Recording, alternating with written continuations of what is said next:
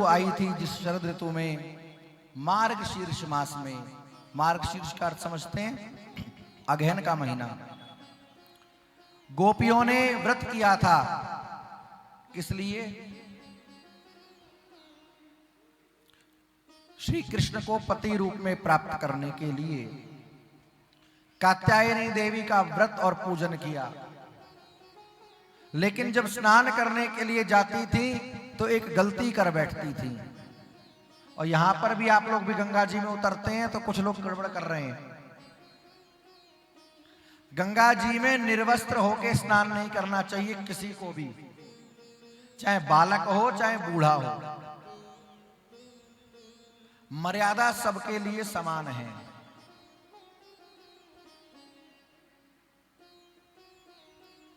पवित्र सरोवरों में, नदियों में निर्वस्त्र होकर स्नान गोपियां जाती हैं और निर्वस्त्र होकर स्नान करती हैं।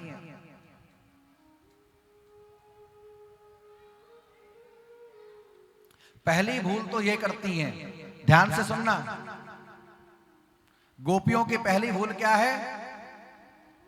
कि निर्वस्त्र होकर स्नान करती हैं। दूसरी भूल, गोपियां ये समझती हैं कि हमको कोई देख ही नहीं रहा। इसका अर्थ क्या हुआ? कोई हमको नहीं देख रहा, इसका अर्थ क्या है? इसका अर्थ यह है कि हमने भगवान के अस्तित्व को नकार दिया। क्योंकि जहां कोई नहीं देख रहा वहां भी देखने वाला बैठा है। तो भगवान ने गोपियों की भूल को सुधारने के लिए चीरहरण की लीला की है। गोपियां स्नान करने के लिए गई एक दिन, और श्री ठाकुर जी 4 ग्वाल बाल को साथ लेकर के गए। ये कथा बड़े ध्यान से सुनिएगा। उसके बाद 10 मिनट में ही गिरिराज जी का उत्सव आरंभ होगा।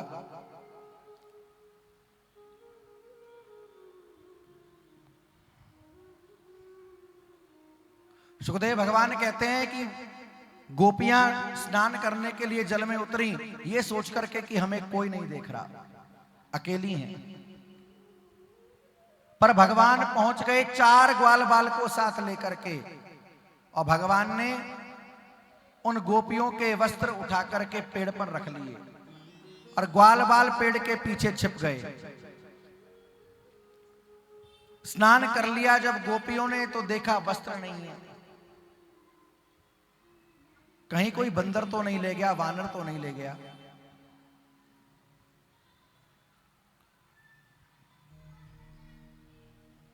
चारों तरफ दृष्टि डाली तो वृक्ष की डाल पर श्री कृष्ण दिखाई दिए।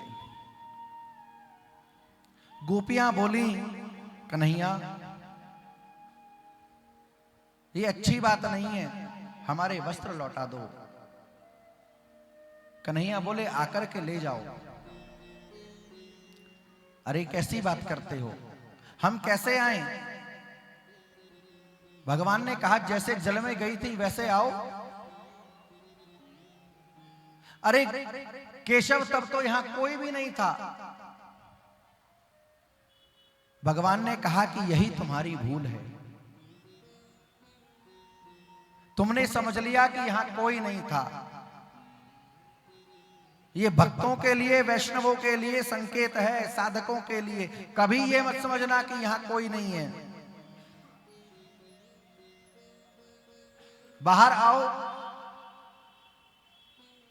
गोपी बाहर आई है, और इतना ही नहीं, भगवान ने कहा कि प्रणाम करो। गोपी बाहर निकली तो निजी अंगों को छुपाती हुई, पर भगवान ने कह दिया प्रणाम करो, और प्रणाम करने के लिए हाथ उठाए तो बिल्कुल निर्वस्त्र हो गई। ग्वाल बाल हंसने लगे, अरे राम राम, कैसी निर्लज्ज, देखो इनको लज्जा नहीं आती, शील नहीं, संकोच नहीं, भय नहीं, निर्वस्त्र नंगी। भगवान ने वस्त्र दे दिए। इस कथा का अर्थ क्या है? इस पर बड़े प्रश्न लोग उठाते हैं कि भगवान ने गोपियों के कपड़े उतारे, कैसा भगवान है?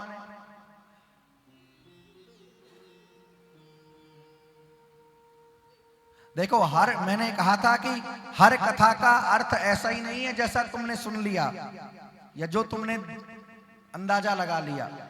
गोपी कौन है? गोपी का अर्थ है साधक, भक्त, सेवक। प्रत्येक साधक का प्रतिनिधित्व करने वाले जीव का नाम है गोपी। और भगवान तो भगवान ही ठहरे। भगवान के साथ कितने ग्वाल बाल गए? बोलो ना। भगवान 4 ग्वाल बालों को लेकर के गए। ये 4 ग्वाल बाल कौन हैं? ब्राह्मण, क्षत्रिय, वैश्य, शूद्र, चारों वर्ण। गोपियां ये समझ के जल में उतरती है कि हमें कोई नहीं देख रहा। ऐसे ही कोई भक्त बने, छाप तिलक लगाए, लाल पीला पहने, माला लेकर के घूमे और अकेला हो तो सब गड़बड़ करे। न खाने वाली चीजें खाए, न पीने वाली चीजें पिए, तो फिर भगवान कहते हैं ये ज्यादा दिन चलने वाला। लोगों की आंखों पर जो कपड़ा पड़ा है श्रद्धा का, भगवान उस कपड़े को उठा लेते हैं। और फिर जल से, एकांत से जब बाहर आते हो, जल से बाहर आए मतलब एकांत से जब सार्वजनिक रूप से बाहर आए तो सबके सामने आ गया कि तुम भीतर कैसे थे। और जब ये घटना बाहर दिखाई देगी तो सारा समाज, सारा संसार हंसेगा, बड़ा भगत बनता था, देख लो। और तब कोई मार्ग ना बचेगा, दोनों हाथ उठा के शरण लेनी पड़ेगी कि हे राम, हे बाप, क्षमा कर, बड़ी भारी भूल हो गई।